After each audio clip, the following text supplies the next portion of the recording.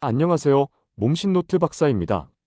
오늘은 정말 많은 분들이 저에게 물어보시는 질문 하나로 시작하겠습니다. 박사님, 고지혈증 약 이거 평생 먹어야 하나요? 저도 이런 질문 들을 때마다 참 씁쓸합니다. 왜냐고요?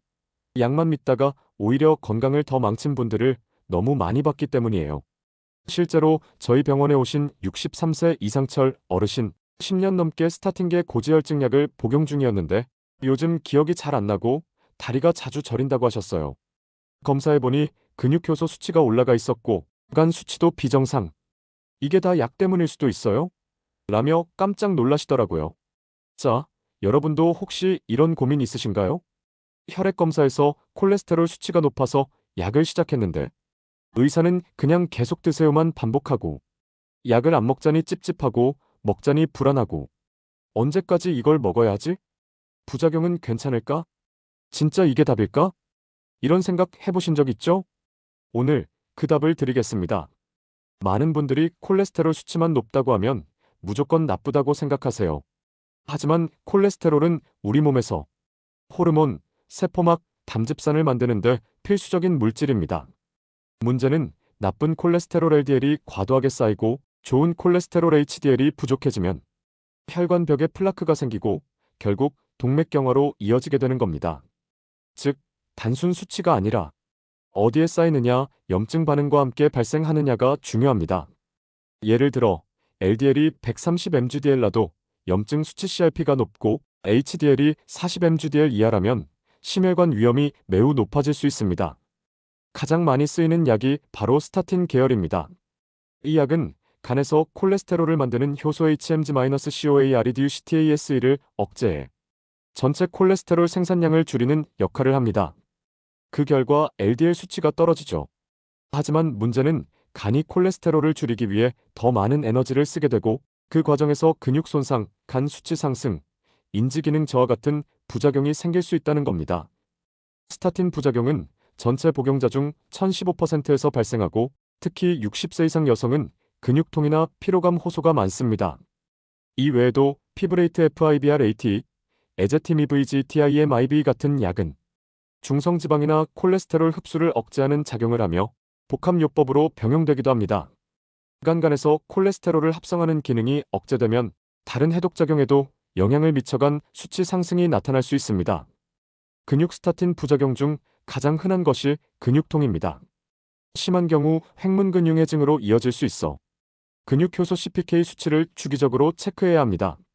인지기능 일부 연구에선 장기 복용 시 기억력 저하, 집중력 감퇴와의 연관성을 보고하기도 했습니다. 미국 FDA도 스타틴 약물의 일시적 인지기능 저하 가능성을 명시한 바 있습니다. 이모 씨는 고지혈증 진단을 받은 후 10년 넘게 스타틴 약을 복용해왔습니다. 그런데 식습관은 예전 그대로, 운동도 전혀 하지 않으셨어요. 최근 들어 기억력이 떨어지고 다리가 자주 저려 병원을 찾으셨습니다. 혈액 검사를 해보니 간 수치 GOT-GPT가 기준치의 2배 이상, CPK 수치도 상승해 근육 손상 가능성이 의심됐죠. 약만 먹으면 되는 줄 알았어요. 운동도 귀찮고 식단도 어렵고. 그런데 이게 몸을 망치고 있었던 거였네요. 이후 약 용량을 조절하고 꾸준한 걷기 운동과 저지방 식단을 병행하면서 현재는 수치도 안정되고 컨디션도 눈에 띄게 좋아지셨습니다. 김정혜 씨는 건강검진에서 총 콜레스테롤 260mg/dl, LDL 160mg/dl로 진단을 받았습니다. 스타틴 약을 처방받았지만 약만 먹기보다는 직접 고지혈증을 관리해보고 싶다고 하셨어요. 그래서 하루 30분 걷기, 식단에서 튀긴 음식 제거, 견과류와 귀리 섭취, 그리고 스트레스 줄이기 위한 명상과 요가를 병행하셨죠. 3개월 후 LDL은 118mg/dl까지 내려갔고 총 콜레스테롤도 220mg/dl 이하로 안정되었습니다. 주치의도 약 용량 줄여도 되겠어요? 라고 말할 정도로 정혜 씨는 스스로 수치를 개선하는데 성공하신 겁니다. 내 건강은 내가 만든다는 게 진짜 맞는 말이더라고요. 매일 30분 이상 유산소 운동 빠르게 걷기, 계단 오르기 등 하버드 보건대학원 연구 유산소 운동 30분 일, LDL 수치 평균 1015% 감소, 식단 포화지방 줄이고 불포화 지방 생선, 견과류, 올리브유 늘리기, 섬유소 많은 음식 섭취 귀리, 채소, 콩류, 귀리 하루 3찌 섭취 시 총 콜레스테롤 510% 감소 FDA 인정 건강기능. 스트레스 관리 코르티솔이 LDL을 높입니다. 금연, 절주음주는 HDL 낮추고 흡연은 염증 유발. 수면 7시간 이상 수면 부족은 지질대사에 악영향. 정기 혈액검사 LDL, HDL, 총 콜레스테롤 외에 CPK 간 수치도 꼭 확인. 아래 중 3개 이상 해당되면 복용 루틴을 점검해보세요. 약을 1년 이상 복용 중이다. 복용 후 근육통이나 피로감이 자주 느껴진다. 최근 간 수치가 올라갔다는 소리를 들었다. 기억력 저하나 집중력 저하를 느낀다. 식습관은 그대로인데 약만 계속 복용 중이다.